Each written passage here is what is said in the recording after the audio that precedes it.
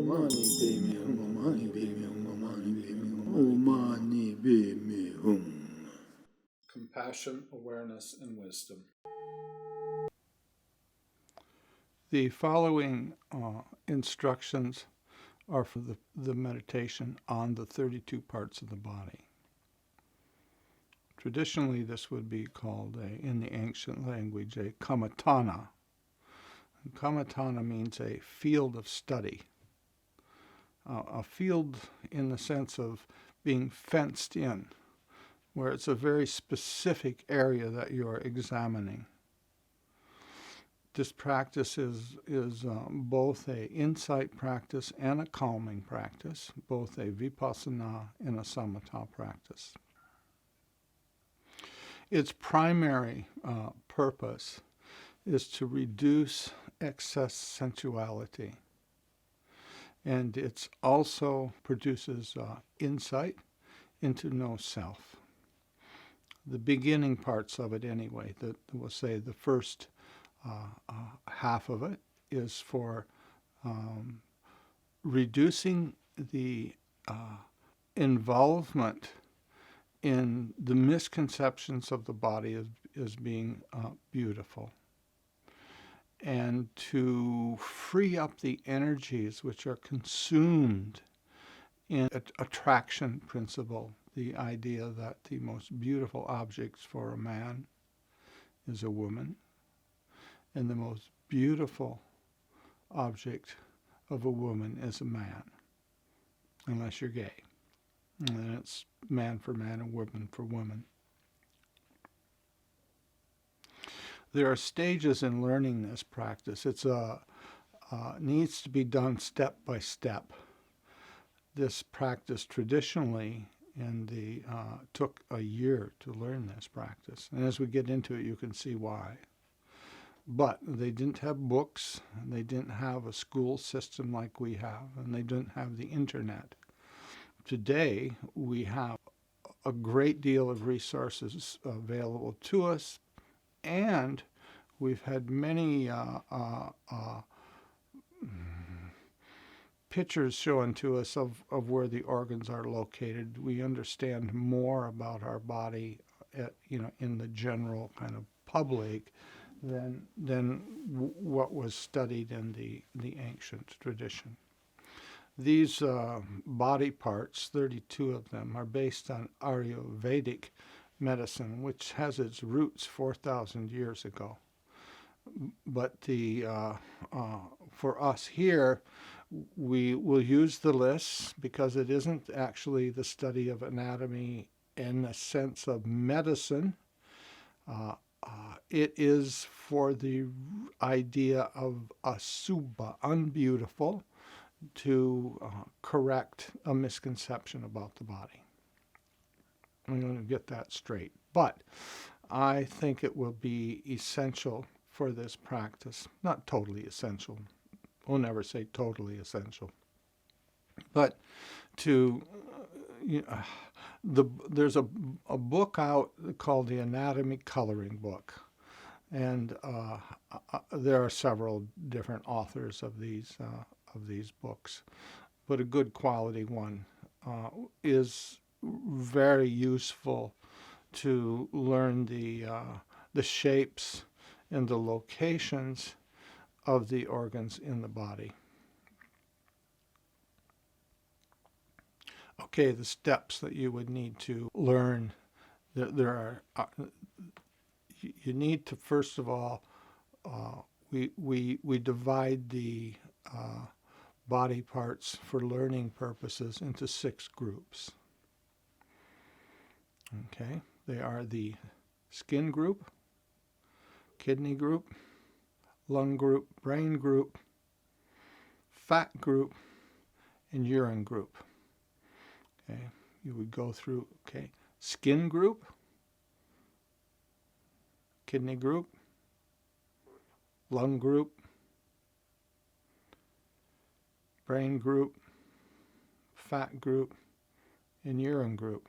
And then reverse order: urine group, fat group, brain group, lung group, kidney group, and skin group.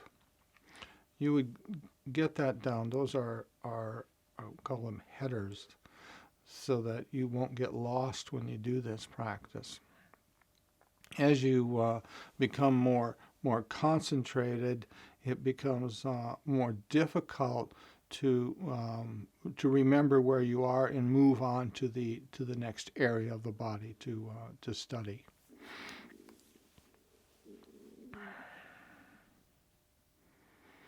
After you've learned the group headers, forward and backward, then you begin to fill in the details of the pieces in each group. So the skin group begins with head hairs, and that's just the scalp, head hairs. Then body hairs are the eyebrows, the nose, the beard, the ears, all the way down the body, pubic hairs, butt hairs, legs, all the hair on the body. Head hairs, body hairs, nails. You're both your fingernails and your toenails. Then your teeth, and then the skin. Skin, teeth, nails, body hairs, head hairs. Head hairs, body hairs, nails, teeth, skin. Skin, teeth, nails, body hairs, head hairs. Okay, make sure you get those down. You could start working on this group right away, because you can see everything in this group here. You can pull a head hair out and look at it under a magnifying glass. So, you can see your body hairs, and most of them. With a mirror, you can probably see almost everything on the body, the hairs. Your nails are obvious, teeth are obvious, skin is obvious. So you could do that one right away. You could start one with that right away. I'll be giving, there is a PDF of this, these instructions, which I'll be giving out here. There's a PDF at www.lamalodro.ca, I believe.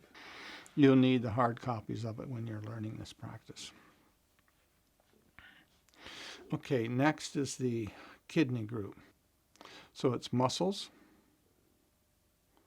ligaments, bones, bone marrow, and kidneys.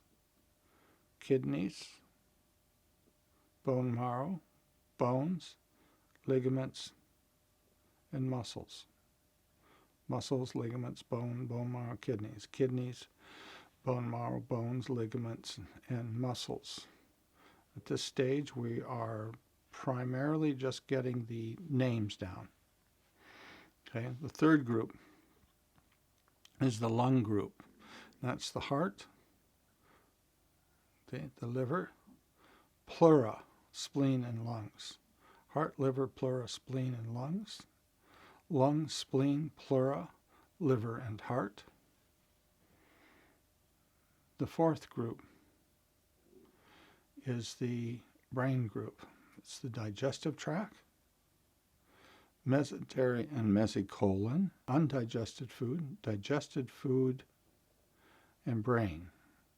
So it's digestive tract, mesentery, mesocolon, undigested food, digested food, and brain. Brain, digested food, undigested food, mesentery, mesocolon, digestive tract. That is four, the fourth group. The fifth group is the fat group, and that starts with bile, phlegm, pus, blood, sweat, and fat. Bile, phlegm, pus, blood, sweat, and fat. Fat, sweat, blood, pus, phlegm, and bile. The sixth group is the urine group. That is tears, grease, saliva, nasal mucus, oil of the joints, and urine. Urine, oil of the joints, nasal mucus, saliva, grease, and tears. Tears, grease, saliva, nasal mucus, oil of the joints, and urine. You work with each one of those 6 groups individually so that you can memorize it in small bites. And as I say, as you get more concentrated, it will become more of a challenge to remember where the parts are. You just want to stay. You don't want to move. Especially if you're meditating for long periods of time and you're get into very deep concentration, jhana concentration. Okay, that's it. That's being done. And then you will begin to add the groups together. Head hairs, body hairs, nail, teeth, and skin, muscles, ligaments, bones, bone marrow, and kidneys, heart, liver, fascia, spleen, and lungs, digestive tract, mesentery, mesocolon, undigested food, digested food, and brain, bile, phlegm, pus, blood, sweat, and fat, tears, grease, saliva, nasal mucus, oil at the joints, and urine. And then in reverse order, urine, oil of the joints, nasal mucus, saliva, grease, and tears.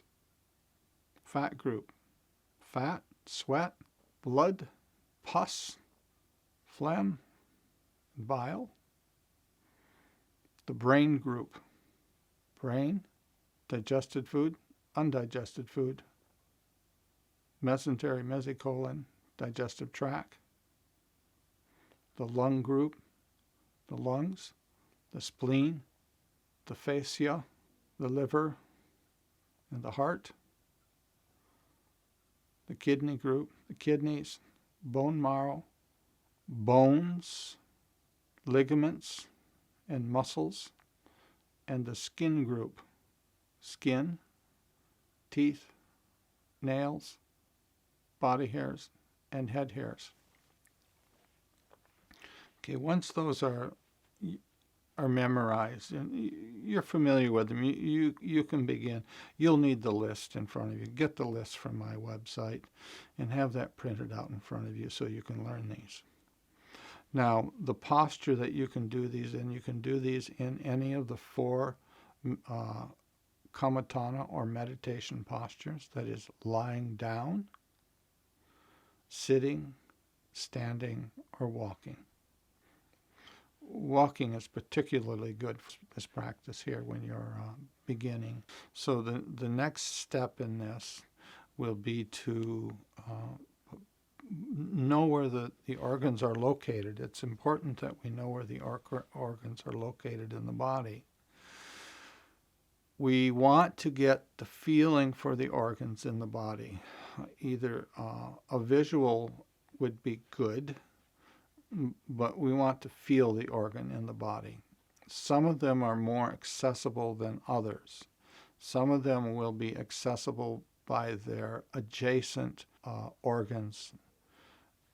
So we need to know where the organs are placed in the bodies. In order to do that, just standard anatomy is useful. We'll just divide the body in half, okay, right side and left side, and upper and lower. Slice it through the belly button. Above the belly button is upper, and below the belly button is lower. And then we'll slice it also in front and back down the center of the body. So it's the back and the front, posterior and anterior. So, I mean, some of these are very obvious, but the beginning would be the head hairs. Well, that's the upper body. It's in the front and the back, the left and the right. But body hairs is located over the whole body. So as we're moving through the body, and somebody is describing the shape of, say, a pubic hair, it is it has a different shape and a color, say, than your eyebrows. So if we are going to be studying this and getting into those parts, we should know like where each group of hairs is located in the body. That's pretty easy though. Nails, that's pretty easy. You can see these. They're on your hands and they're on your toes. I don't think we need to use the left and right and up and down for that. Teeth, of course, we know where the teeth are. Front, upper, left, and right. And skin covers the entire body, like a sack filled with pieces of stuff. Okay, then this next group of 5 is the kidney group. Now this is where we need to be a little bit more specific with the muscles. There are 640 groups of muscles in the body. So if we're describing and trying to describe, say, a calf muscle, we know that, say, it's on the left side, it's the left calf, lower, and it's in the posterior side. Okay, so it becomes now more important to, if you're studying the from the anatomy coloring book or an anatomy book, you can begin to place these organs in groups, in this case muscles, in very precise locations. They're described in very precise locations, so you get a really much better idea where they're located. And then ligaments, they're fibrous membranes that lash the bones from one bone to another. And again, they're throughout the whole body where there are bones lashed together. Well, if you're studying them precisely, you'll want to know exactly where, say, the elbow bones and what they look like in the elbows, the lashing of them together, and the bones. Muscles, ligaments, bones, bone marrow. Well, that's in the inside of the bones, and the last is the kidneys. The kidneys are on the anterior. Okay, if we have this slice through our belly button, it pretty much will cut the kidneys right in half, and they're on the right and left side, in the back. Okay, right behind the belly button. The next group is the lung group. So we begin that with the heart. Okay, we know where the heart is. It's where is it? But it's not the same in everybody, right? It can be on the right side, it can be on the left side, it can be a very large heart, it can be a smaller heart. They even have different amounts of tubes coming out of them. Let's just place it right about here. It kind of straddles the center, maybe a little bit more on the left or right side, depending on the individual. Liver is located on the right side and partially just coming over to the left side. It's on the upper part of the body, front, right, upper part of the body. It's right tucked right under the rib cage, and maybe below the rib cage a little bit. Pleura are the membranes that surround fascia. Fascia are the membranes that surround all the organs in the body, like a sac. Pleura is a fascia. Pleura is the membrane, name of the membrane, fascia, that surrounds the lungs, and it's like a cushioner. It's like a shock absorber substance that the organs can expand into. So the fascia is both to kind of hold the organs in place one to the other and protect them. It's like a protective coating, kind of a shock absorber coating around all the major organs in the body. Heart, liver, fascia, spleen. Spleen is located on the underside of the stomach, so we'll say it's the left side, and in the front and the back, and in the it's really close to the center line of the body. It's shaped like a cow's tongue. And with all these internal organs, you should get a better idea of the color and probably do that by looking at operations on YouTube. Well, we'll say the spleen is purple for now. We know what the bones and the teeth and the nails and the hairs are like. We got that down. We can say the muscles. We've seen those in the meat market. It's kind of a red color. Heart's probably red.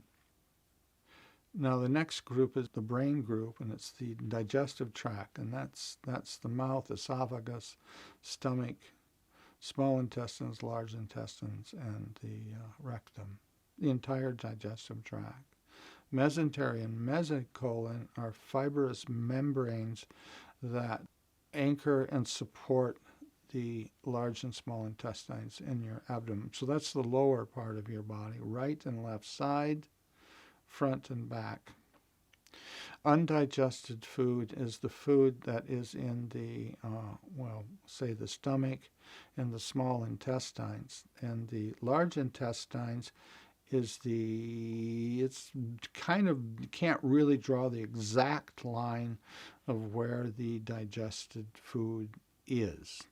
Certainly, we can say the end of the digestive process, undigested food, is the small intestines. Once it goes into the large intestines, the water is beginning to be extracted from the organs. There's still some digestive happening, and it gets thicker and solider as it gets toward the end of the large intestine channels, organs, and it begins to get solid, and certainly the rectum is solid. And then the brain, which we know where the brain is, up, front, back, left, and right. Okay, now we're going on to the fifth group, the fat group, bile. It's oil. Bile in this tradition is oil. And the oil is produced in the gallbladder. And it's of two kinds. It's in the local bile, and then that is near the gallbladder, heart, and liver. And it's more concentrated there. And from there, it moves through the entire body, just oozes through the entire body, and then excretes out to the surface of the skin and covers everything on the body except the teeth, the nails, and some areas of the hard, dried skin. So that's bile. Phlegm is the that comes out of your lungs when you cough and maybe you spit out. That's phlegm. Bile, phlegm. Pus is any area in the body where there is actual pus or an area that has been damaged. Blood goes through the whole body. Sweat comes out to the surface of the skin. And fat. Fat's, again, through the entire in the body. It may be more gathered in certain areas in individuals, but it is through the whole body. It also covers the organs and starts to, if you have excess, it begins to fill up the veins and all the way up into the heart. The last group, the sixth group, the urine group, is tears. Well, we know what that is. The eyes, upper, front, eyes, left and right, eyes, tears. Grease is it's a thicker oil, and it's secreted on the soles of the feet and the palms, okay, and the nose and the shoulders. Grease. Saliva. Okay, we know that. We can tell what that is. We can spit some out and take a look at it.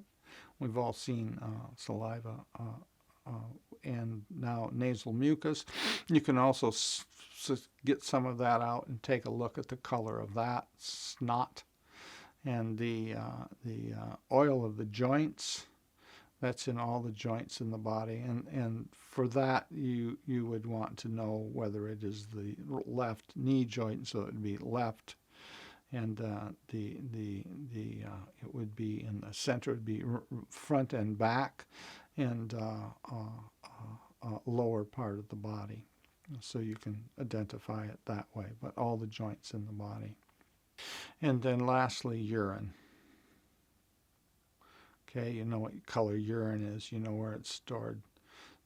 Then go in reverse order through the body parts again. Now, as we were mentioning, it is important to know where these are located in the body, and to begin to place your intention in each one of these areas in the body. Now the bones, there are 206 bones, so it's going to take some time to learn them, and some of them will be very difficult to place your intention in, like the bones in your ears are very small, but say your femurs and your finger bones. So you can get a pretty good idea by just feeling the bones in your body, right? You can feel them. You can actually feel a lot of the muscles in your body too, to get a better idea of how you're put together without an anatomy book. But we eventually want to get yourself so that you can actually feel these organs in the body, or feel all the surrounding areas that you can feel, so that you know exactly where that organ is, and you can begin to place your mind in it. As you get concentrated at this practice here, you develop special abilities, and it is called an Asubha practice. And to this point here, and the learning of the parts,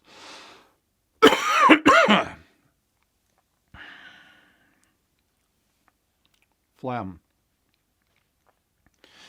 You are practicing Asubha practice on the unbeautiful.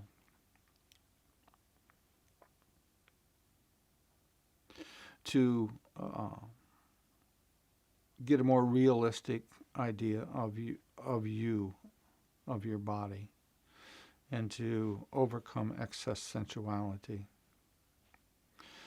Now you can also take the body apart, and you just basically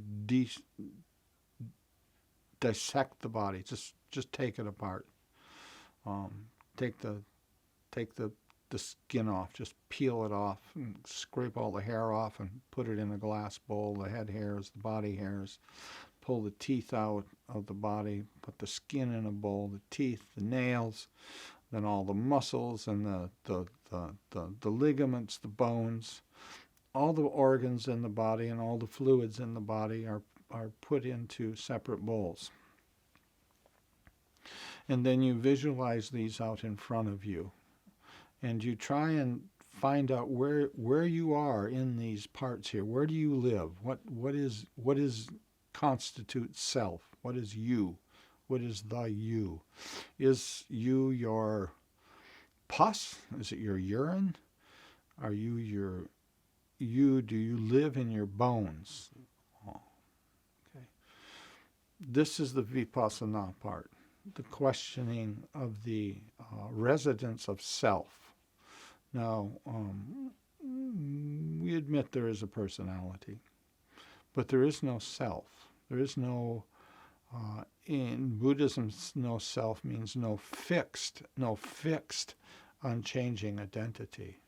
So it's very difficult to, determine exactly where the self is in all these pieces. And certainly if you take the body apart, it is not as attractive as it was all put together.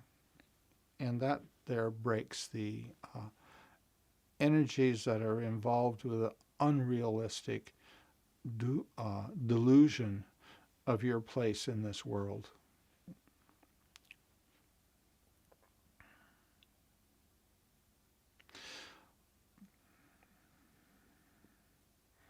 That's a very important part of this practice, the Vipassana part. the part where you question the very nature of self when this body is taken apart. I practice primarily at this point with the placing my awareness in the in the body itself, and I have two areas that I really like. I like the bones, and I like the oil of the joints. Those are two areas that I really enjoy doing. When you're practicing this, after you've learned the location, the shape, and the colors of the organs, not their function, we're not interested in their function, the movement through your lists, your head hairs, body hairs, nails, teeth, skin, you're now placing your awareness in the head hairs and moving through very, very precisely through all the hairs in the body, trying to put your intention right in the ears and feeling any hair you can feel there. Okay, the eyebrows, the nasal hairs, okay, all the way down through the body. So that takes a bit of time to move through the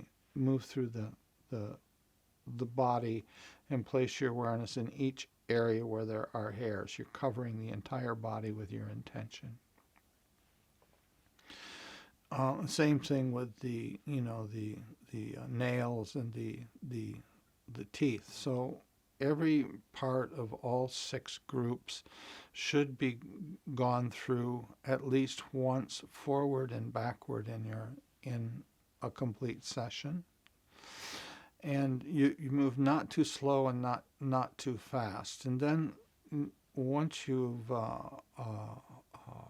are good at doing that, then you're going to find on your next pass through, you might find an area that's very interesting to you. For me, I usually spend a considerable time on the bones. I put my awareness in them, and I can pretty much feel all the bones in my body now. Maybe not the ears, but pretty much. Maybe not the individual plates on the skull, but I do feel as though I can feel most of the bones in the body. The muscles you can do by moving the body, moving it around, flexing, especially when you're walking or lifting your foot when you're walking and going down. You can begin to become aware of the groups of muscles that are activated in your activities. So as you are getting dressed or cooking or doing dishes, you can focus on the structure of the body, the bones and the muscles in the body. There is another thing that happens. There is a warning, and there is something that also happens in this practice that's unusual. The warning is that this practice is not a good practice to do for a person that's in fear or aggression, any of those hate, what we call under the umbrella of hate states. Okay, anxiety, worry, fear, stress. This is not the best meditation. There are better meditations to do if a person is in having one of those afflictions like that, say like loving and kindness or working with beatific colors. That being said, as a meditation, we're talking about as a meditation for Asubha practice, learning anatomy and physiology is good for anybody to do, and it's really good for your health to know how you are put together and to be able to feel the interior of your body. It's very advantageous toward your health. And if you're into the tantric tradition, it is a prerequisite for doing Tumo Heat, which is basically the foundation for the 6 yogas of Naropa. Okay, the last part of this, what happens when you are in these practices that the first 4 groups, the skin group, kidney group, lung group, and brain group are what we call primarily earth element feel, primarily an earth element feel. And the last two groups, the fat group and the urine group, are primarily water element feel.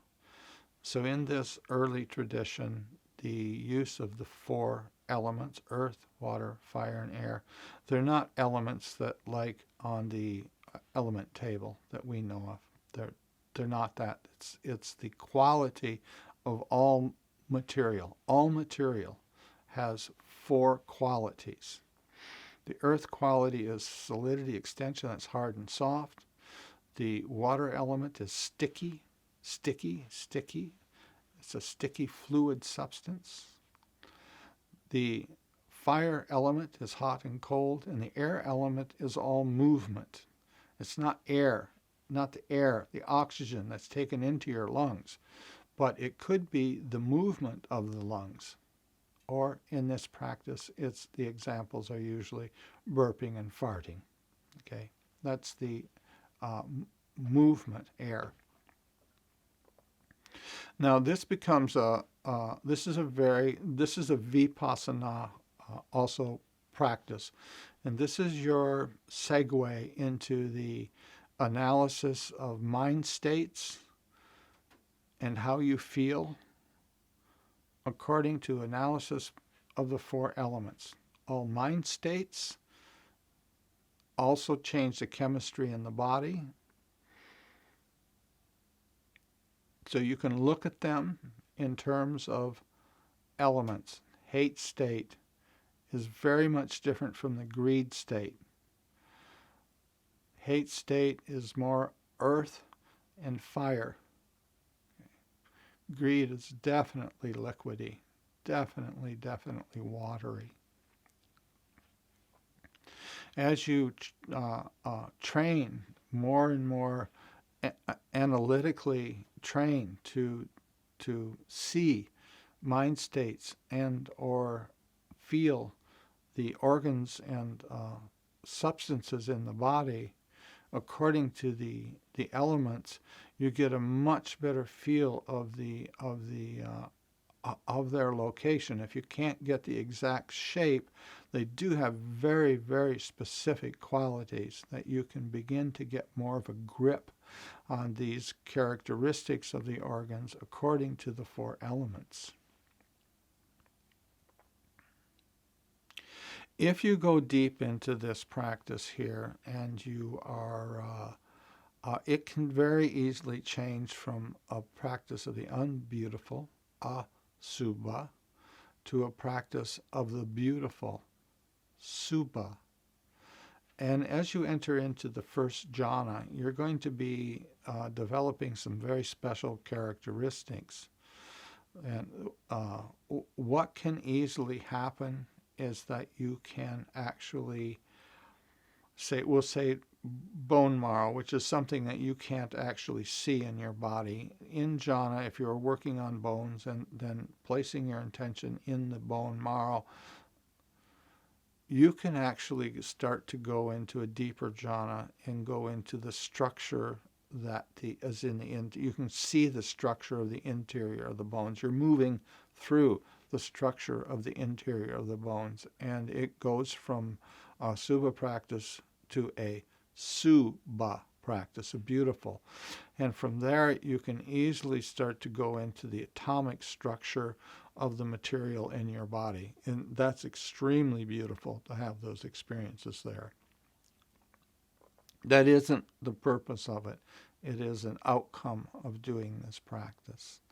We want it to be a Asubha practice to overcome excessive sensuality and to begin to give us insight into our bodies. There is another, there is something else that I should mention that can happen if this becomes a main part of your practice, if you begin to get successful with this practice.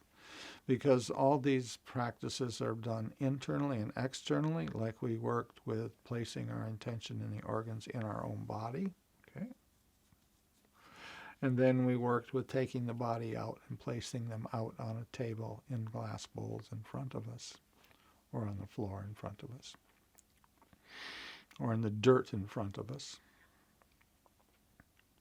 But what you can easily do is start to see the structure of other people. You can actually begin to look at them, and they may look very, very, very different than what you ordinarily would expect a person to look like. You can actually start sometimes seeing their bones. You start to see inside of their body. You start to think of them and see them in a way that you have been working to see yourself. And it can shake you up a little bit. I have had a few experiences with that I thought there was something wrong with a friend of mine. He just like, wow, all these pieces and things that I thought he was very attractive, and now all of a sudden this person looks terrible. Okay, there's that. There's another aspect of this practice that you can use as a remedy now in our training, which is constant. We have to discipline ourselves to have right effort, and if we are involved in attraction toward another person, most people would consider that very, very advantageous, but it is not. It's suffering. And so you can, if you, as of interest or as a remedy, if there's excess sensuality toward the opposite sex, you can visualize them as being a skeleton and all the organs inside their body. It is a good remedy to overcome that excess sensuality.